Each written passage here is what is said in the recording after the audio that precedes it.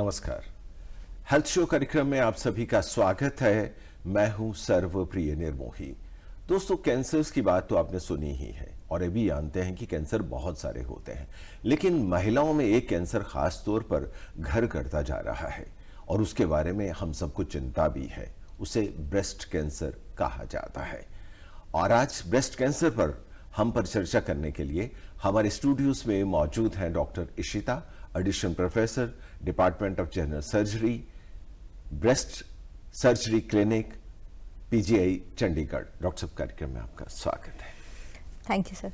Doctor साहब, जब हम ब्रेस्ट कैंसर की बात करते हैं तो ब्रेस्ट कैंसर की बात करते हुए हम सीधा महिलाओं पर चलते हैं और महिलाओं की बात आती है कि उन्हें ब्रेस्ट कैंसर होता है, जबकि एक बात ये भी सामने आ चुकी है कि जो पुरुष होते हैं उन्हें भी ब्रेस्ट कैंसर होता है, लेकिन ज्यादातर महिलाओं में ब्रेस्ट कैंसर देखा जाता है। इसलिए हम चर्चा करेंगे कि महिलाओं में ब्रेस्ट कैंसर जो है उनके कारण अगर ढूंढने चाहें तो क्या कारण है।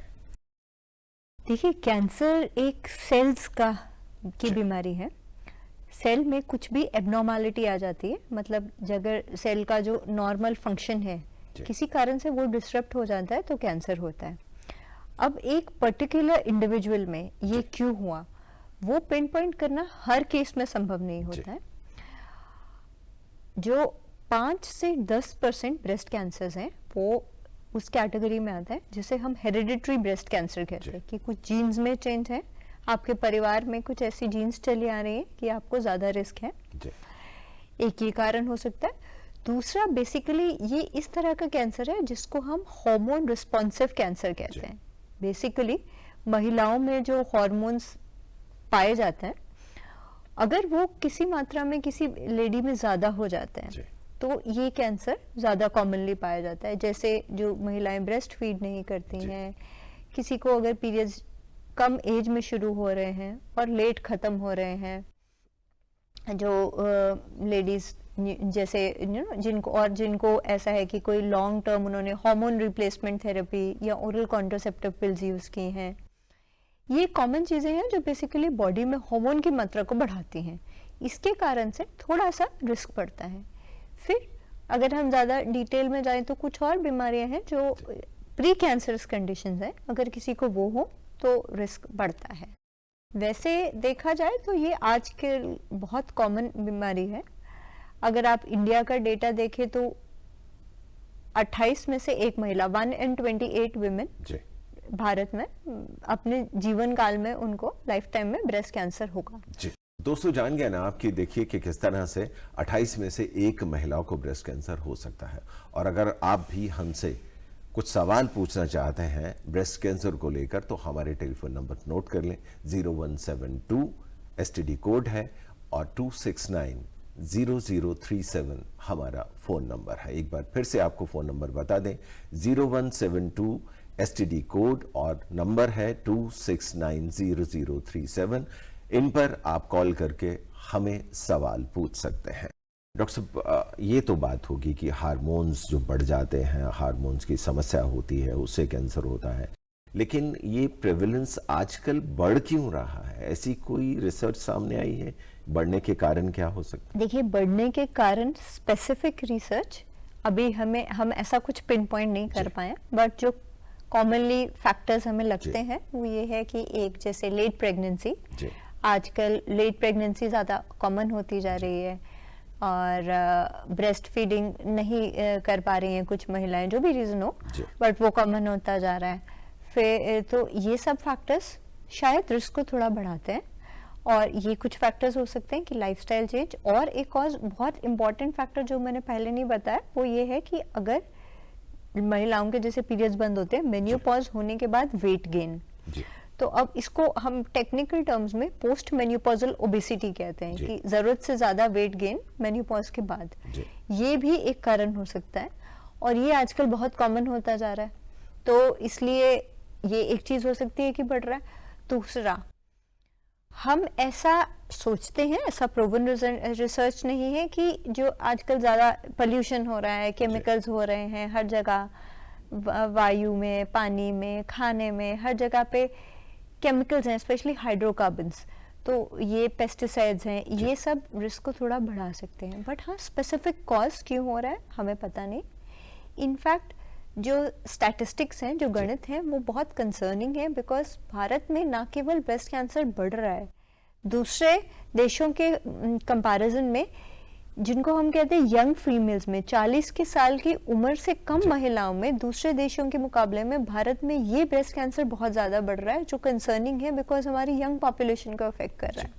यानी कि हम ये भी मान सकते हैं कि बाकी फैक्टर्स के साथ साथ एनवायरमेंटल फैक्टर्स भी एनवायरमेंटल फैक्टर ज़रूर रोल प्ले करते हैं, बट इसको शायद हमें ज़्यादा रिसर्च करने की ज़रूरत है। जी, लेकिन जब हम ब्रेस्ट कैंसर की बात करते हैं तो ब्रेस्ट कैंसर के बारे में ये कहा जाता है कि हम अगर अपनी तरफ ध्यान रखें, अपने बारे में सोचें, अच्छा खान पान जो है वो हमारा हो, और हम अपने ऊपर, महिलाएं ज़्यादातर अपने ऊपर ध्यान नहीं रखती, परिवार की ओर ध्यान रखती हैं, और खुद ध्यान नहीं रखने के कारण कहते हैं कि कई चीज़ें ऐसी होती हैं जो छूट जाती हैं और धीरे धीरे पता चलता है कि अब तो समस्या गंभीर हो चुकी है। तो बेसिकली आप प्रिवेंशन की बात कर रहे हैं कि किस तरह से इसको प्रिवेंट किया जा सकता है। देखिए 100% प्रिवेंशन तो पॉसिबल नहीं है, पर हाँ, वर्ल्ड जो American society of clinical oncology, जिसको एस्को कहा जाता है, उन्होंने कुछ गाइडलाइंस दी हैं जो सब कैंसर्स के लिए ब्रॉडली एप्लीकेबल हैं, कि आप ऐसा करें तो आपका जीवन में कैंसर होने का रिस्क कम है। उनमें से 2 रिकमेंडेशंस ब्रेस्ट कैंसर को स्पेसिफिकली अप्लाई करते हैं। एक, जैसे मैंने कहा, ओबेसिटी प्रिवेंट करना, स्पेशली पीरियड्स बंद होने के बाद हमारी जो बुजुर्ग माताएं हैं, उस एज ग्रुप में ओबेसिटी ब्रेस्ट कैंसर के रिस्क को बढ़ाती है। तो मेरी माताओं से रिक्वेस्ट रहेगी कि वो अपनी हेल्थ का ध्यान रखें, वेट गेन अवॉइड करें। वर्ल्ड हेल्थ ऑर्गेनाइजेशन रेकमेंड करती है कि हर व्यक्ति को 15 से 20 मिनट हफ्ते में 5 दिन एटलीस्ट एक्सरसाइज करनी चाहिए। ये स्पेसिफिकली पोस्ट मेनोपॉजल जो हमारी माताओं का एज ग्रुप है उसमें भी अप्लाई करती है। दूसरा, वर्ल्ड हेल्थ ऑर्गेनाइजेशन कहती है कि फ्रूट्स एंड वेजिटेबल, फल सब्जियों का इंटेक ज्यादा होना चाहिए और मीट का इंटेक कम होना चाहिए। ये चीज कैंसर को प्रिवेंट कर सकती है। बाकी ये ब्रेस्ट कैंसर में थोड़ा कम इम्प्लिकेटेड है, लेकिन नो अल्कोहल, नो स्मोकिंग, ये सब बाकी, और पान मसाला भी नहीं। पान मसाला उन्होंने नहीं मेंशन किया, मैं मेंशन कर रही हूँ कि हमारे देश में कॉमन है। ये सब कैंसर्स के लिए है, ये ब्रेस्ट कैंसर के लिए स्पेसिफिक नहीं है। लेकिन खास तौर से ब्रेस्ट कैंसर में रोकथाम से ज्यादा जो रोल है वो है अर्ली डिटेक्शन का, ये जल्दी पकड़ा जाए। जैसा आपने कहा कि लोग निग्लेक्ट कर देते हैं, तो मैं स्पेसिफिकली ये मैसेज देना चाहूंगी कि हर महिला को 30 साल की उम्र के बाद हर महीने एक दिन बांध ले, पीरियड्स के थोड़ा बाद करें तो बेटर रहता है। अपनी ब्रेस्ट को फील करें, हाथों की उंगलियों के इस भाग से फील करना है, सर्कुलर मोशन में जाएं, सारे एरियाज कवर करें। अगर कोई गांठ महसूस हो, ब्रेस्ट की स्किन पे, त्वचा पे आपको कोई चेंजेस महसूस हो रहे हैं, निप्पल जो रहती है ब्रेस्ट की, उससे पानी आ रहा है या खून आ रहा है या किसी भी तरह का डिस्चार्ज है, निप्पल अंदर को जा रही है, बगल में गांठ महसूस हो, या छाती के ब्रेस्ट के साइज में आपको चेंज महसूस हो रहा है, तो इमीडिएटली अपने नियरेस्ट डॉक्टर से कंसर्न करें। जी, हमारे जो दर्शक हैं वो ज़रूर इस पर ध्यान देंगे, और फिर भी हम ये चर्चा जारी रखेंगे, और सेल्फ डिटेक्शन किस तरह से कर सकते हैं इस पर भी हम चर्चा करते रहेंगे। झज्जर हरियाणा से एक दर्शक हमारे साथ जुड़ चुके हैं और उनसे बात करते हैं। हेलो, हाँ जी, क्या नाम है जी आपका? नमस्ते डॉक्टर साहब। नमस्कार, डॉक्टर साहब से बात कर रहे हैं। नाम बताइए अपना। जी, मेरा नाम तो जी पुष्पा। जी, पूछिए अपना सवाल डॉक्टर साहब से। नमस्कार पुष्पा जी, बताइए। नमस्ते डॉक्टर साहब। नमस्ते, नमस्ते जी, बताइए। जी, मैंने पित्त की थैली को ऑपरेशन करवाए थे जी। क्या ऑपरेशन कराया आपने? पित्त की थैली निकलवाई थी जी, पथरी थी। अच्छा। तो जी मेरा हाथ में, पैर में, कमर में सारा दर्द हुआ है जी। कोई नस को सो खचाव है जी, कुछ बताओ ना इलाज। मुझे लग रहा है कि आपके ऑपरेशन से रिलेटेड नहीं है, हो सकता है कुछ विटामिन की कमी होगी। कॉमनली आपकी उम्र कितनी है? मेरी जी 56 साल से। कॉमनली क्या होता है, कैल्शियम या विटामिन डी की कमी से ऐसा होता है, तो आप क्या अपने नियरेस्ट डॉक्टर से संपर्क करके कैल्शियम विटामिन डी टैबलेट्स ले सकते हैं। और हीमोग्लोबिन की कमी से ऐसा हो सकता है कि आपको शरीर में दर्द रह रहा है, तो हीमोग्लोबिन चेक करवाएं, है ना। और फिर भी अगर कुछ ब्लड टेस्ट वगैरह में कुछ गड़बड़ मिलती है तो आपके डॉक्टर आपको फर्दर जांच बताएंगे, ठीक है। ठीक है जी। आप अपने आसपास, ऑपरेशन तो नहीं है जी? है आप नहीं, ऐसा ऑपरेशन करें, से नहीं है। अपने आसपास ठीक है। कोई डॉक्टर होंगे, उनसे बात करिए कि आपको दर्द रहती है, आपको ये सारी समस्याएं हैं, और वो इसका हल जरूर निकालेंगे। अभी डॉक्टर साहब ने आपको बता ही दिया है कि आप विटामिन ले सकते हैं, लेकिन जो कुछ भी आपने लेना है अपने नजदीकी डॉक्टर से एक बार जरूर मिल लें, सलाह जरूर ले लेनी चाहिए आपको। ठीक है जी। हमसे बात करने के लिए बहुत बहुत शुक्रिया आपका। बहुत बहुत धन्यवाद जी, आपको भी। डॉक्टर साहब, हम ब्रेस्ट कैंसर पर चर्चा कर रहे हैं और अर्ली डिटेक्शन पर आपने बात की, और एक बात जो सामने आती है आमतौर पर जब महिलाओं को कैंसर होता है, ब्रेस्ट कैंसर की जब बात आती है, तो लिम्फ नोड्स की बात आती है। आपने कहा कि बगल में कुछ है या नहीं है, ये चेक कर लेना चाहिए, लेकिन हम अपने इधर उधर तो कहीं झांकते नहीं है और बस सोचते हैं कि काम चल रहा है, चलते रहते हैं। थोड़ी सी दर्द हो गई, थोड़ी सी कहीं चीज़ कुछ बढ़ गई, तो हम नकार देते हैं उन चीज़ों को कि नहीं नहीं, हमें तो नहीं हो सकता। ये जो लिम्फ नोड्स का एक सिस्टम है जिसके चलते चलते कहते हैं कि फिर वो कैंसर की तरफ ट्रांसफर हो जाता है, ये क्या है? बेसिकली जो कैंसर सेल्स हैं ये बॉडी में ट्रैवल करते हैं, तो पहले ये लिम्फ नोड्स को जाते हैं, तो इसीलिए लिम्फ नोड्स की असेसमेंट और लिम्फ नोड्स की ट्रीटमेंट कैंसर ट्रीटमेंट का एक ज़रूरी हिस्सा है जी। और अगर हम मैमोग्राफी की बात करें तो ये कहा जाता है कि हर साल जो है वो मैमोग्राफी कराते रहें तो काफ़ी हद तक हम इससे बच सकते हैं। देखिए, मैमोग्राफी जो है वो अर्ली डिटेक्शन में हेल्प करता है। अगेन जो इंटरनेशनल गाइडलाइंस हैं वो ये कहती हैं कि 40 से 70 की उम्र में सब महिलाओं को जागरूक रहने के साथ में मैमोग्राफी हर साल कराते रहनी चाहिए। तो ये डेफिनेटली रिकमेंडेशन है कि 40 टू 70 इयर्स, 40 से 70 की उम्र के बीच महिलाओं को हर साल मैमोग्राफी करानी चाहिए। हमारे दर्शक जो इस समय कार्यक्रम देख रहे हैं डॉक्टर साहब, वो जरूर ध्यान देंगे कि 40 से 70 के बीच मैमोग्राफी कराना जो है वो बहुत ही ज़रूरी है। कराते रहेंगे तो अच्छा रहेगा, पहले से पता चल जाता है। और मैमोग्राफी पर थोड़ा ध्यान देना इसलिए ज़रूरी है कि बहुत सारी चीज़ें जो हैं वो उभर कर सामने आ जाती हैं और विशेषज्ञ उस पर ध्यान देकर इलाज की ओर बढ़ते हैं। आप भी अगर हमें कॉल करना चाहते हैं, ब्रेस्ट कैंसर पर चर्चा करना चाहते हैं, तो हमारे टेलीफोन नंबर्स नोट कर लें। 0172 जो है एसटीडी कोड है और टेलीफोन नंबर है 2690037। एक बार फिर से हम आपको बता दें कि आप अगर हमसे सवाल पूछना चाहते हैं तो हमारे टेलीफोन नंबर्स हैं 0172 एसटीडी कोड है चंडीगढ़ का, और 2690037 हमारा टेलीफोन नंबर है। डॉक्टर साहब, हमने बात कर रहे थे कि ब्रेस्ट कैंसर है और हार्मोनल चेंजेस की बात कर रहे थे, क्या खान पान का भी कोई महत्व है इसमें? हाँ, जैसे अभी हमने पहले बात की कि ब्रेस्ट कैंसर के लिए बहुत स्पेसिफिकली नहीं, जैसे मैंने कहा कि इन जनरल रिकमेंडेशन है वर्ल्ड हेल्थ ऑर्गेनाइजेशन की कि फल सब्जियां ज़्यादा खाने से और मीट, स्पेसिफिकली रेड मीट कम खाने से कैंसर कम होता है। तो ये एक जनरल हेल्थ रिकमेंडेशन है कि हर इंसान का एक आइडियल बॉडी वेट होता है जिसको बोला जाता है कि आपकी हाइट के अकॉर्डिंग आपका इतना वेट होना चाहिए, उस रेंज में मेंटेन करना चाहिए। ब्रेस्ट कैंसर के लिए स्पेसिफिकली जैसे मैंने बोला, जैसे जैसे उम्र बढ़ती है वेट गेन अवॉइड करना चाहिए। थोड़ा मुश्किल हो सकता है क्योंकि जैसे जैसे उम्र बढ़ती है ज़्यादातर वेट गेन हो जाता है, बट वो अवॉइड करना ज़रूरी है। और जैसे मैंने पहले कहा, फल सब्जियाँ ज़्यादा खाएं जी। पोस्ट मेनोपॉज, उसमें ये मोटापा जो है महिलाओं में, ये किस कारण से ब्रेस्ट कैंसर का कारण बनता है? बेसिकली जो हमारी बॉडी में फैट सेल्स रहते हैं, इनसे बेसिकली जो फीमेल हार्मोन्स हैं, कुछ ऐसे पदार्थ निकलते हैं जो बॉडी हार्मोन में कन्वर्ट कर देती है। तो ऐसा माना जाता है कि इस कारण से शायद पोस्ट मेनोपॉजल ओबेसिटी जिसको कहा जाता है वो ब्रेस्ट कैंसर से लिंक्ड है। डॉक्टर साहब, आपने बताया कि 40 साल से कम उम्र के जो लोग हैं, महिलाएं हैं हमारे यहाँ पर, उनको ब्रेस्ट कैंसर ज्यादा देखने को मिल रहा है कंपेयर टू अदर कंट्री, मतलब दूसरे कंट्रीज के मुकाबले। ऐसा नहीं है कि उनमें मैक्सिमम है। ऐसा क्या कारण है कि हमारे यहाँ ज्यादा मिल रहा है? इसके ऊपर ICMR की रिसर्च चल रही है, वो एक डेटाबेस बना रहे हैं सब इंडियन ब्रेस्ट कैंसर के जीन्स का कि क्या जेनेटिक एब्नॉर्मलिटीज इंडियंस में ज्यादा है।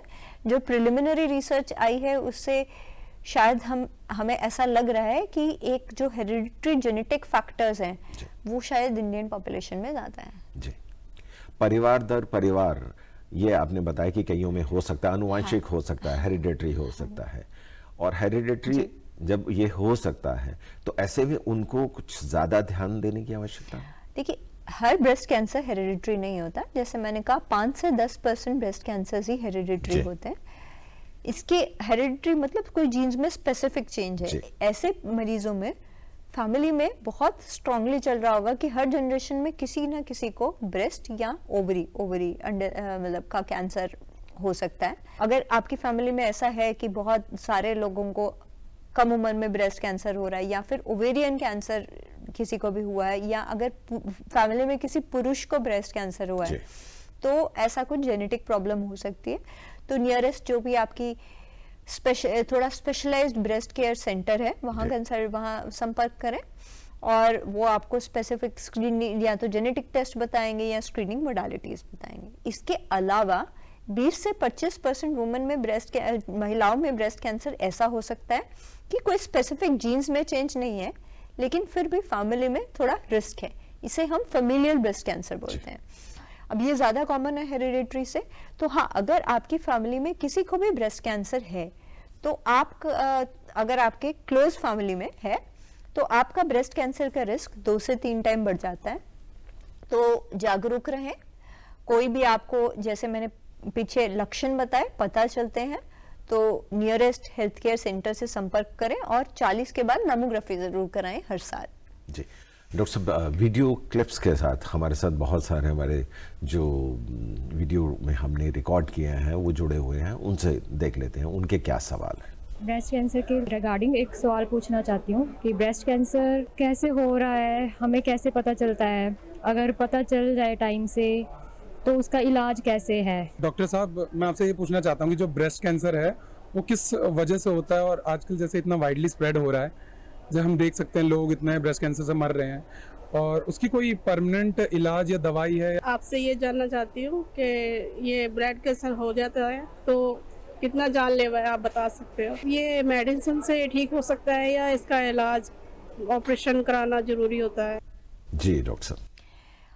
तो कुछ सवाल इस बारे में थे कि ये क्यों होता है और इसके लक्षण, वो हम ऑलरेडी डिस्कस कर चुके हैं।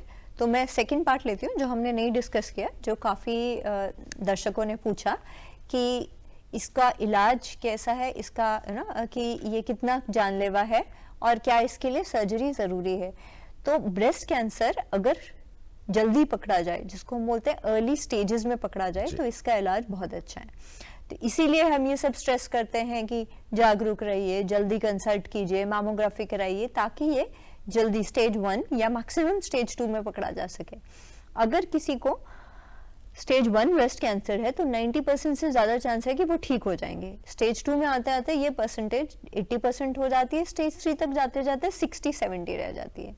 स्टेज 4 फैला हुआ ब्रेस्ट कैंसर है, हम जिंदगी बढ़ा सकते हैं, लेकिन उस समय 100% क्योर नहीं संभव रहता। स्टेज 4 में अगर कोई आ रहा है केवल, तो जैसे मैंने बताया स्टेज 1, स्टेज 2, स्टेज 3 इनका बहुत अच्छा इलाज है।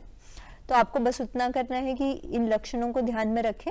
अगर किसी भी तरह की दिक्कत लग रही है, नियरेस्ट डॉक्टर को कंसल्ट कीजिए, जो आपको नियरेस्ट जो भी बड़ा सेंटर हो जहां आपको लगता है कि इसका इलाज हो सकता है, वहां कंसल्ट कीजिए। और जैसे मैंने कहा कि हम मेडिकल फील्ड में बोलते हैं कि ब्रेस्ट कैंसर इज, जिसको कहा जाए one of the success stories of cancer treatment, की ये एक तरह का कैंसर है जिसका आजकल के आधुनिक इलाज से बहुत अच्छा लोग सरवाइव कर जाते हैं। रही बात कि सर्जरी जरूरी है, दवाई खाने से ठीक हो जाएगा, तो अभी जो करंट आजकल की ट्रीटमेंट मोडालिटीज हैं वो ये है कि कुछ लेडीज को, कुछ पेशेंट्स को कीमो की जरूरत पड़ती है पहले या बाद में, सबको नहीं।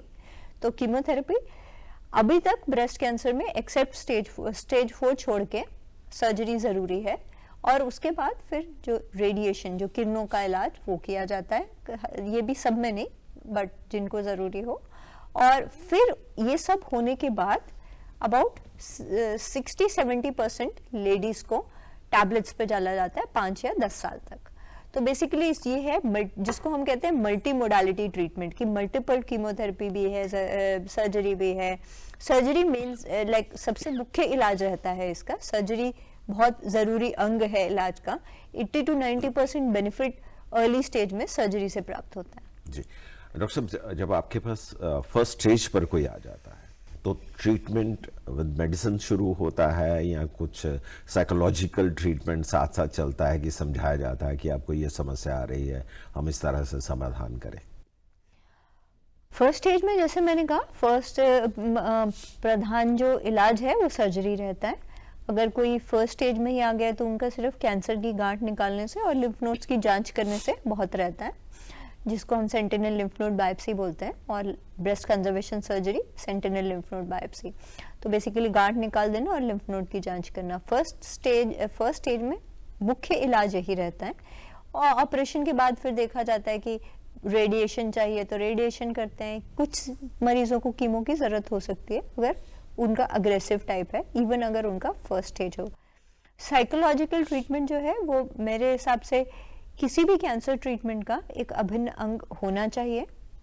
अगर आप इंटरनेशनल गाइडलाइंस देखें तो वो हाईली रेकमेंड करते हैं कि हर पेशेंट को, जिसको कहते हैं कि साइकोलॉजिकल सपोर्ट और जिसको कहा जाता है माइंडफुलनेस एंड मेडिटेशन, जो हमारे तो इलाज पद्धति में बहुत सालों से चला आ रहा है, हम ही अंग्रेजी चीज़ों के पीछे भाग के भूलते जा रहे हैं। वो हमारे, अगर आप देखें जो आयुर्वेद है या जो हमारी सांस्कृतिक इलाज पद्धति है, उसमें तो ये पहले से ही है कि आप माइंडफुलनेस पे ध्यान दें, आप मेडिटेशन पे ध्यान दें। देखिए ये प्राइमरी इलाज नहीं है, आप ऐसा नहीं सोच सकते कि हम बैठ के मंत्र जप करेंगे और गांठ चली जाएगी, नहीं। आपको मॉडर्न ट्रीटमेंट लेनी है, लेकिन साथ में ये चीजें आपको पॉजिटिव फील करने में हेल्प करेंगे। जी डॉक्टर साहब, एक दर्शक ऑनलाइन हमारे साथ जुड़ रहे हैं, अनिल हैं मोहाली से। हेलो। हेलो, नमस्कार सर। जी नमस्कार। नमस्कार जी। जी अनिल जी, पूछिए अपना सवाल डॉक्टर साहब से। डॉक्टर साहब नमस्कार। नमस्कार जी। डॉक्टर साहब, मैं ये पूछना चाहता था कि आप ब्रेस्ट कैंसर ये मेल में भी हो सकता है, क्या पॉसिबिलिटी है कुछ? जी पुरुषों में भी ब्रेस्ट कैंसर हो सकता है, ये बहुत रेयर है, बहुत कम मात्रा में होता है। अगर आप 100 लेडीज को, अगर आप 100 पेशेंट्स को लेंगे तो अगर 99 लेडीज हैं, एक ही कोई आपको पुरुष मिलेगा, पर संभव है तो पुरुषों में भी हो सकता है। स्पेशली जैसे हम पहले बात कर रहे थे कि अगर जीन्स में कोई चेंज है, अगर कोई हेरिडिटरी फैक्टर्स हैं, उन केसेस में पुरुषों में थोड़ा ज़्यादा कॉमन हो जाता है। पर हाँ, पुरुषों को भी अगर थोड़ा सा छाती बड़ी हुई है, अगर उसमें कोई गांठ महसूस हो, निपल से डिस्चार्ज महसूस हो, स्किन चेंजेस महसूस हो, तो इमीडिएटली डॉक्टर को कंसल्ट करना चाहिए।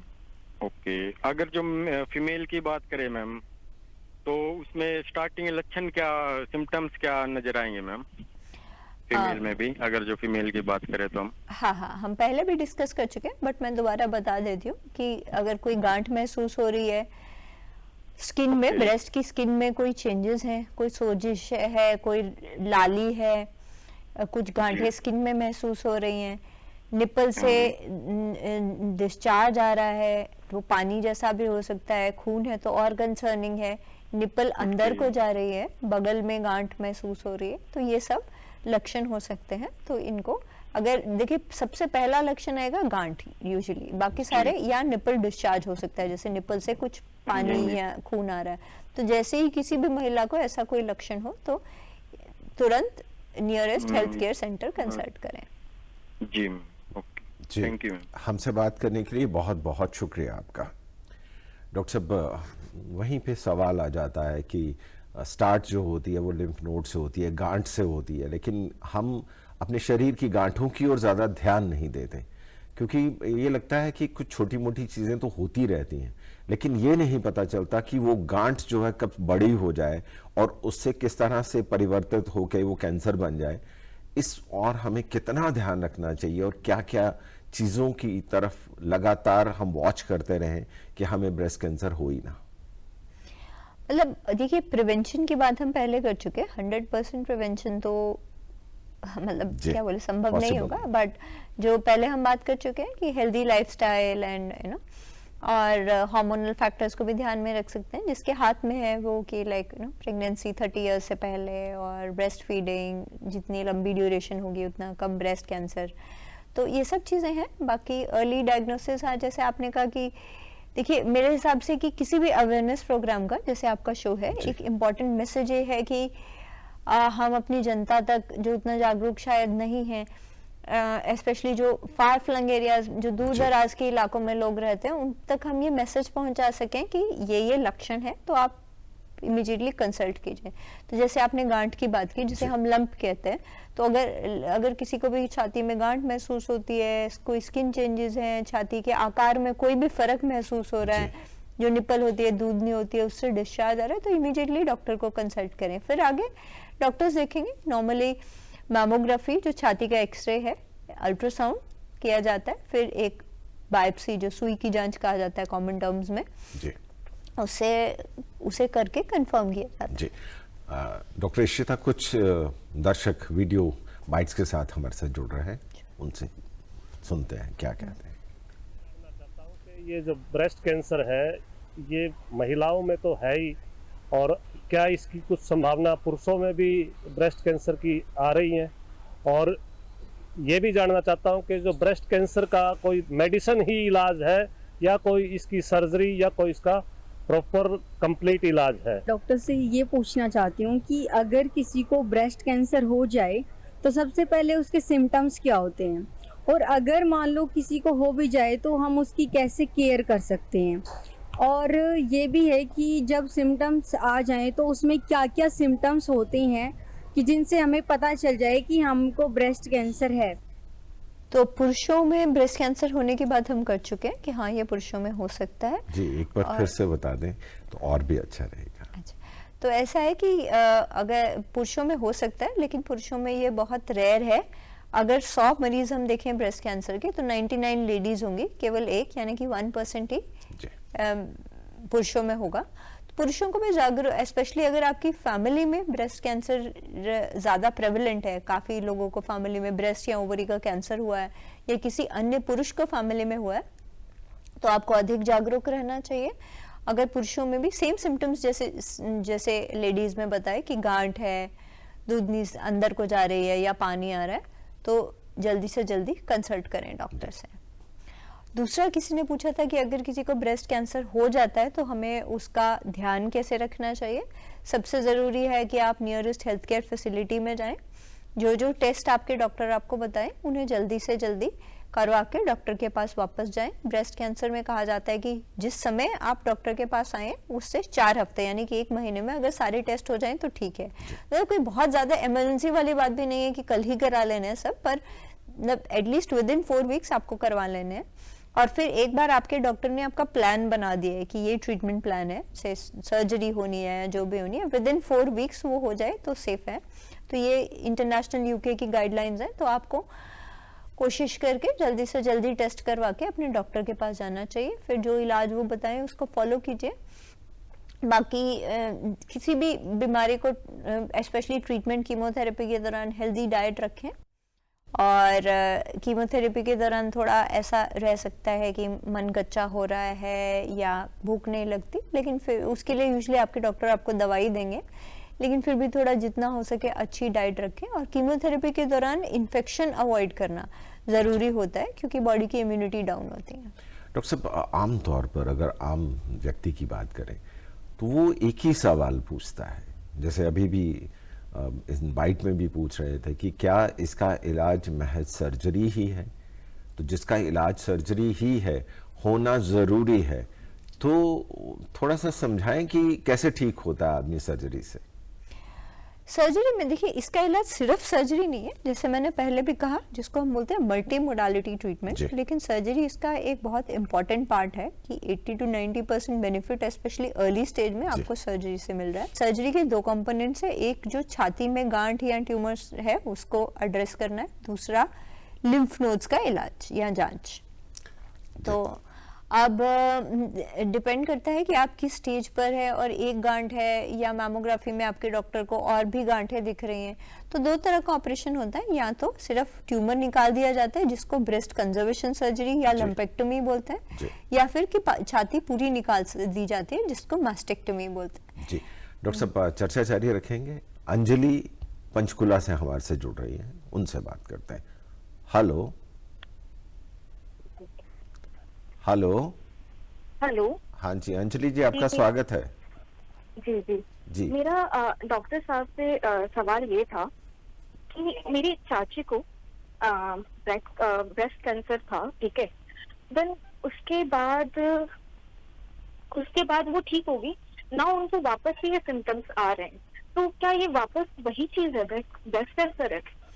वापस से क्या सिम्टम्स आ रहे हैं उनको? मैम जैसे कि वैसे ही पेन वगैरह उनका रह रहा है ब्रेस्ट में, तो क्या ये वापस से वही संकेत है ब्रेस्ट कैंसर का? पेन यूजुअली कैंसर का संकेत नहीं होता है अनलेस की एडवांस स्टेज हो, पर आप तो सिर्फ पेन है तो जरूरी नहीं है कि कैंसर वापस आ रहा होगा। पेन वैसे भी हो सकता है, ब्रेस्ट में कोई सिस्ट बन गई है या कई बार पोस्ट रेडिएशन कुछ रेडियोथेरेपी के बाद कुछ सोजिश रहती है, उसके कारण से सर्जरी के बाद कुछ इन्फ्लेमेशन रहती है, उसके कारण पेन हो सकता है। तो लेकिन इसको आपको इग्नोर नहीं करना चाहिए। जहाँ भी उनका इलाज हुआ, जहाँ से भी उनका जैसे हम बोलते हैं फॉलो अप चेकअप चल रहा है, वहाँ जाके एक बार आप दिखाएं तो वो चेक करेंगे अच्छे से कि कोई दोबारा तो नहीं हो रहा है। एक बार किसी को ब्रेस्ट कैंसर हो गया है तो उनको ज्यादा जागरूक रहना है, उनको रेगुलर फॉलो अप पे रहना है। तो मतलब कि वापस ये चीज नहीं हो सकता है ना? वापस हो सकता है, 10 से 20% में वापस आ सकता है। Okay, thank you doctor. लेकिन अंजलि जी, इसमें घबराने की आवश्यकता नहीं है। आप तुरंत विशेषज्ञ के पास जाएं, सलाह लें, और ताकि जो परेशानी, जो समस्या आपको दिख रही है, उसका समाधान निकल पाए। जी डॉक्टर साहब, हम चर्चा कर रहे हैं ब्रेस्ट कैंसर पर, तो हार्मोन थेरेपी की बात बहुत होती है, चर्चा होती है कि हार्मोन्स के कारण ये होता है। तो हार्मोन थेरेपी भी कोई ऐसी चीज़ हो रही है आजकल कि हार्मोन दे दिए जाएं और वो कम कर दिए जाएं या उससे कुछ ठीक हो जाए? तो हार्मोन थेरेपी जो ब्रेस्ट कैंसर के टाइप्स रहते हैं, प्रकार रहते हैं कुछ, तो वो टेस्टिंग की जाती है कि एक पर्टिकुलर पेशेंट का कैंसर जो है वो हार्मोन रिस्पॉन्सिव है या नहीं। तो उसके लिए स्पेशल टेस्ट बायोप्सी पर किए जाते हैं। तो अगर किसी पेशेंट का कैंसर हार्मोन रिस्पॉन्सिव पाया जाता है तो उन्हें टैबलेट्स दी जाती है हार्मोन्स को कम करने के लिए या हार्मोन्स के एक्शन को रोकने के लिए। वो 5 या 10 साल चलती हैं। तो अराउंड 70% पेशेंट्स में हार्मोन रिस्पॉन्सिव टाइप होता है, तो उनमें ये टैबलेट्स चलती हैं। बाद में सर्जरी और chemotherapy, surgery plus minus chemotherapy plus minus radiation के बाद। जी जी, आजकल चर्चा बहुत रहती है कि गाइडेड सर्जरी हो रही है, गाइडेड थेरेपी है, क्या कहेंगे इस पर? गाइडेड सर्जरी की जहाँ की बात है, देखिए छाती की गांठ 2 तरह से हो सकती है कि या तो महसूस हो रही है डॉक्टर को, या तो महसूस हो रही है तो उसमें गाइडेड, तो लाइक आपको महसूस हो जाती है तो आप कर देते हैं।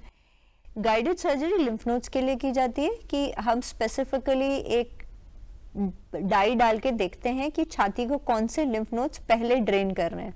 तो हम उन्हीं, अगर कोई अर्ली स्टेज में है, अगर लिम्फ नोड्स टेस्ट में ऑलरेडी इन्वॉल्व आ गए तब तो पूरे निकलने हैं, और उससे लॉन्ग टर्म में बाजू में सोजिश आने का खतरा रहता है। तो अगर कोई अर्ली स्टेज में आ जाए कि टेस्ट में अभी तक लिम्फ नोड्स इन्वॉल्व नहीं आए, तो उसमें ऐसा हम डाई दे के चेक करते हैं कि कौन से लिम्फ नोड्स इन्वॉल्व हैं, और उन्हीं को बस केवल निकाला जाता है, जांच के लिए भेजा जाता है। अगर वो इन्वॉल्व आए तो पूरे रिमूव होते हैं, नहीं तो नहीं।